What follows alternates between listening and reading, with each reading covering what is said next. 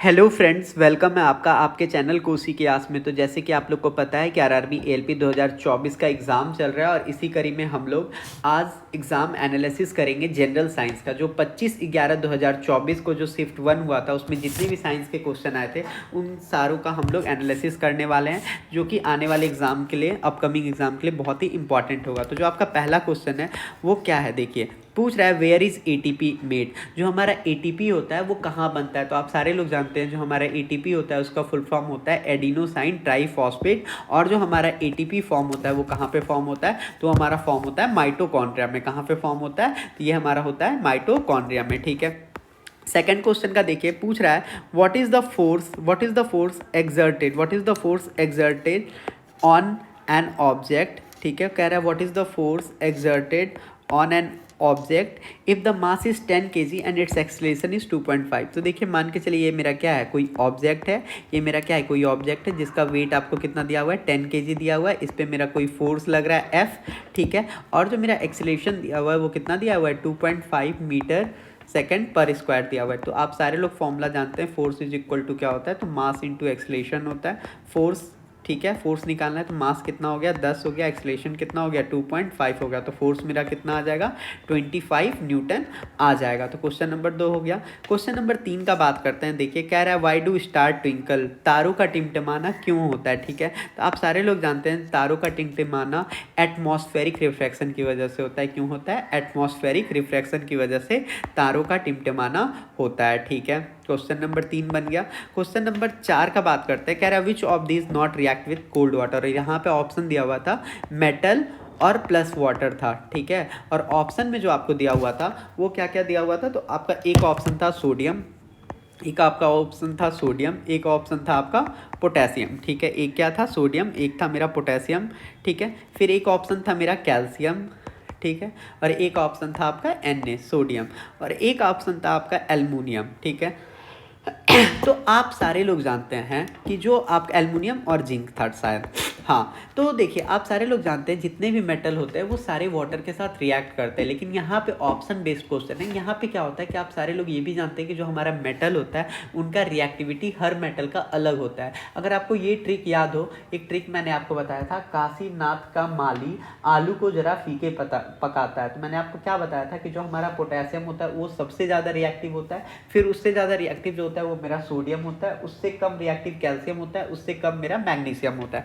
तो देखिए सोडियम और पोटेशियम तो कभी नहीं होगा क्योंकि ये सबसे ज़्यादा रिएक्टिव होता है और ये कोल्ड वाटर से तुरंत रिएक्ट कर जाता है। कैल्शियम और सोडियम भी कोल्ड वाटर से तुरंत रिएक्ट कर जाते हैं, लेकिन जो आपका एल्युमिनियम और जिंक है ये कोल्ड वाटर से नहीं रिएक्ट करते, ये किससे रिएक्ट करते हैं, वेपर से रिएक्ट करते हैं। ये किससे रिएक्ट करते हैं, वेपर से रिएक्ट करता है, ठीक है। आई होप आपको ये समझ में आ गया होगा। फिर आपसे पूछ रहा है, देखिए कह रहा है on which energy does an electric heater work. तो आप सारे लोग जानते हैं कि जो हमारा कोई भी हीटिंग इफेक्ट ऑफ हीटिंग जो होता है वो किस पे बेस्ड होता है, तो वो हमारा बेस्ड होता है heating effect of electric current पे। जो हमारा हीटर है, चाहे मान के चलिए आपका क्या प्रेस होता है, ये सारे किस पे काम करते हैं, heating effect of electric current. क्या हो जाएगा, heating effect of electric current पे हमारा इलेक्ट्रिकल हीटर काम करता है, ठीक है। पूछ रहा है cranial nerves and spinal nerve together constitute what. जो हमारा देखिए ये हमारा ब्रेन है और ये हमारा क्या स्पाइनल कॉर्ड है। जो हमारा ब्रेन और कैर्नियल नर्व्स है ये दोनों मिलके क्या बना देते हैं, तो आप हमेशा याद रखिएगा ये हमारा पेरिफेरल नर्वस सिस्टम हमारे बॉडी में क्या करते हैं, फॉर्म करते हैं, ठीक है। फिर आपसे एक और क्वेश्चन आया था, क्या पूछा था यहाँ पे, देखिए कह रहा है विच device does not work on the magnetic effect of electric current, ठीक है। तो पूछ रहा है कि इन दिए गए ऑप्शन में से कौन सा मेरा जो डिवाइस है वो मेरा magnetic effect of electric current पे क्या करता है, काम नहीं करता है, ठीक है। तो देखिए इलेक्ट्रिक मोटर जो होता है ये भी मेरा magnetic effect of electric current पे काम करता है। माइक्रोफोन भी जो है वो मेरा magnetic effect of electric current पे करता है। आप सारे लोग जानते हैं जो हमारा माइक्रोफोन होता है वो क्या करता है, साउंड को, जो हमारा माइक्रोफोन होता है वो क्या करता है, साउंड को इलेक्ट्रिकल सिग्नल में कन्वर्ट कर देता है, ठीक है। जो आपका इलेक्ट्रिकल मोटर होता है वो क्या होता है, मैग्नेटिक फील्ड प्रोड्यूस करता है। ये क्या करता है, जो हमारा इलेक्ट्रिकल मोटर होता है ये हमारा मैग्नेटिक फील्ड प्रोड्यूस करता है, किस चीज़ के लिए, मोशन के लिए, ठीक है। जो आपका इलेक्ट्रिक जनरेटर होता है ये क्या करता है, ये इलेक्ट्रिसिटी जनरेट करता है, ठीक है। और जो हमारा कंपास है वो हमारा magnetic effect of electric current की वजह से नहीं होता है, क्योंकि जो हमारा कंपास होता है वो क्या करता है सॉरी, जो हमारा कंपास होता है वो हमारा अर्थ का मैग्नेटिक फील्ड बताता है, ना कि करंट का। तो जो हमारा कंपास है वो अर्थ के मैग्नेटिक फील्ड से रिलेटेड है, ना कि magnetic effect of electric current से। तो राइट आंसर क्या हो जाएगा मेरा? कंपास हो जाएगा। कंपास जो है वो हमारा magnetic effect of electric current पे बेस्ड नहीं है। अब हमारा एक क्वेश्चन आता है, कहता है जेली क्या होता है? तो आप लोगों ने पढ़ा होगा मिक्सचर, आपने क्या पढ़ा होगा? मिक्सचर। और आपने पढ़ा होगा कोलाइड्स। तो आपको कोलाइड्स में आपने पढ़ा होगा कि अगर कोई सॉलिड से कोई लिक्विड बनता है, कोई मेरा सॉलिड से लिक्विड बनता है, तो उसी को हम लोग क्या बोल देते हैं? सॉलिड से लिक्विड, या लिक्विड से सॉलिड जो बनता है उसको हम लोग क्या बोलते थे? लिक्विड से सॉलिड जो बनता है उसको हम लोग जेल बोल देते हैं। और जेल के अंदर ही क्या आता है? जेल के अंदर ही हमारा आ जाता है क्या? जेली। जेल के अंदर ही क्या आ जाता है? जेली, बटर, चीज़, ये सारे किस चीज़ के एग्जाम्पल हैं? लिक्विड प्लस सॉलिड के एग्जाम्पल। किसके एग्जाम्पल हैं? लिक्विड प्लस सॉलिड के एग्जाम्पल हैं। ठीक है, फिर देखिए कह रहा है क्या? If the distance between the earth and Apple is x. ठीक है, मान के चलिए ये मेरा एप्पल है और ये मेरा क्या है? अर्थ है। और ये मेरा एप्पल है और ये मेरा अर्थ है। इन दोनों के बीच का जो डिस्टेंस है वो कितना दिया हुआ है? तो इन दोनों के बीच का जो मेरा डिस्टेंस दिया हुआ है वो एक्स दिया हुआ है। ठीक है, आप सारे लोग जानते हैं, और यहाँ से हमको फोर्स पूछ रहा है तो आप सारे लोग फॉर्मूला जानते हैं। एफ इज इक्वल टू क्या होता है? G m1 into m2 by r square. तो ये तो मेरा फर्स्ट केस के लिए हो जाएगा, क्योंकि ये तो कह ही रहा है। सेकंड केस में क्या कह रहा है कि देखिए what will be the gravitational force if the distance become 2x। ठीक है, तो देखिए क्या हो जाएगा मेरा? F is equal to G m1 into m2, और यहाँ पे डिस्टेंस क्या हो जा रहा है मेरा? 2x हो जा रहा है। तो क्या हो जाएगा मेरा? 2r स्क्वायर हो जाएगा। तो ये मेरा कितना हो जाएगा बताइए? तो ये हो जाएगा मेरा 4r स्क्वायर। क्या हो जाएगा मेरा? 4r square. तो जो मेरा फोकस, जो मेरा फोर्स हो जाएगा वो क्या हो जाएगा बताइए? 1/4 हो जाएगा। क्या हो जाएगा? 1/4 हो जाएगा। ठीक है, मतलब फोर्स जो होगा वो 1/4 से घट जाएगा। ठीक है, अब देखिए क्वेश्चन पूछ रहा है कि जो मेरा HCl होता है वो वाटर से रिएक्ट करके क्या देता है। ठीक है, तो आप सारे लोग जानते हैं कोई भी एसिड अगर वाटर से रिएक्ट करेगा तो वो क्या देगा आपको? H+ आयन देगा। कोई भी एसिड, HCl हो, सल्फ्यूरिक एसिड हो, कोई भी एसिड अगर वाटर से रिएक्ट करेगा तो क्या देगा? H+ आयन देगा।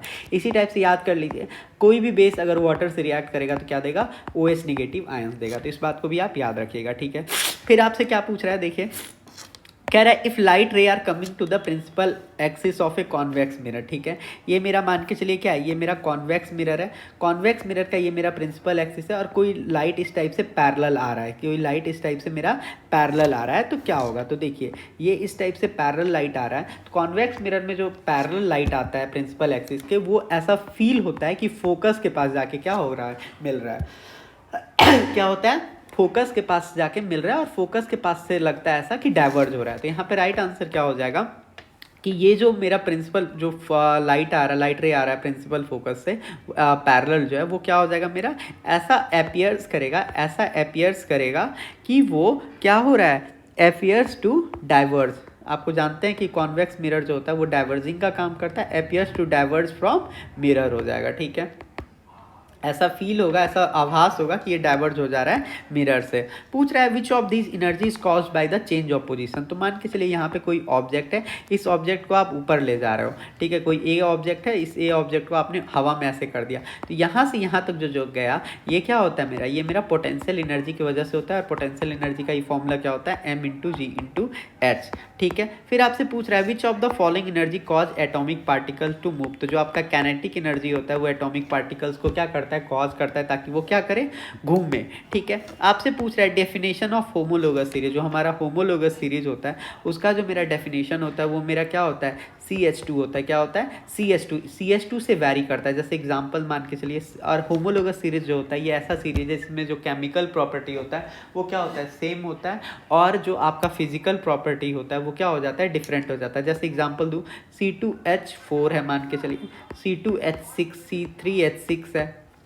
ठीक है, फिर मेरा क्या है? C4H8 है, और C5H9 है। इसमें मेरा होमोलोगस सीरीज कौन हो जाएगा? तो ये हो जाएगा, ये हो जाएगा, ये हो जाएगा। देखिए CH यहाँ पे 2 हाइड्रोजन बढ़ना चाहिए तो 4 से 6 हो गया, 6 से 8 हो गया। यहाँ पे कार्बन 1 बढ़ना चाहिए तो 2 से 3 हो गया, 3 से 4 हो गया। तो ये मेरा क्या इससे का एग्जाम्पल है? होमोलोगस सीरीज का एग्जाम्पल है। ठीक है, फिर देखिए जो हमारा एक सबसे इंपॉर्टेंट क्वेश्चन आया था वो ये आया था। ठीक है, मैं आपसे बता रहा हूँ, वो आया था कि जो हमारा जेनेटिक ट्रेट्स होता है, जो हमारा जेनेटिक ट्रेट्स होता है, क्या होता है? जो हमारा जेनेटिक ट्रेट्स होता है, ठीक है, वो हमारे अंदर कहाँ से आता है? ठीक है, जो हमारा जेनेटिक ट्रेट्स होता है, ठीक है, वो हमारे अंदर कहाँ से आता है? तो जो जेनेटिक ट्रेट्स होता है वो हमारे अंदर हमारे फादर और मदर दोनों से आता है। जो हमारा जेनेटिक ट्रेट्स होता है वो हमारे अंदर फादर और मदर दोनों से आता है, ठीक है। इस बात को आप याद रखिएगा, जो हमारा जेनेटिक ट्रेट्स होता है वो कहाँ से आता है, तो हमारे फादर और मदर दोनों से ही आता है, ठीक है। क्वेश्चन नंबर 16 का बात कीजिएगा, तो क्वेश्चन नंबर 16 में हमसे पूछा था कि जो हमारा एटॉमिक नंबर होता है, जो हमारा एटॉमिक नंबर होता है वो किसके बराबर होता है। तो जो हमारा एटॉमिक नंबर होता है वो किसके बराबर होता है, प्रोटॉन के बराबर होता है। जो हमारा एटॉमिक नंबर होता है वो किसके बराबर होता है, तो जो हमारा एटॉमिक नंबर होता है वो प्रोटॉन के बराबर होता है, ठीक है। आई होप आपको ये चीज़ समझ में आया होगा। क्वेश्चन नंबर 17 देखिए, ये जो क्वेश्चन था क्वेश्चन नंबर 17 वाला, ये हमारा क्या था, तो ये हमारा बैलेंसिंग से रिलेटेड था, ठीक है। तो मैं आपको बताता हूँ इसमें क्या दिया था, इन्होंने दिया था CuO प्लस H2, ठीक है। इसको आपको क्या करना था, बैलेंस करना था, ठीक है, कि यहाँ पे क्या रिएक्शन फॉर्म होगा, ठीक है। इसके ऑप्शन बेस्ड क्वेश्चन था, तो ऑप्शन मेरे पास ये नहीं आया है, ठीक है। और एक क्वेश्चन जो था आपका वो फ्लावर से था, ठीक है। तो आई होप आपको ये सेशन पसंद आया हो। अगर आपको सेशन बिल्कुल पसंद आया हो तो आप चैनल को लाइक करेंगे और सब्सक्राइब कर देंगे और कमेंट करके बताएंगे कि आपको कैसा लगा ये वीडियो। Thank you.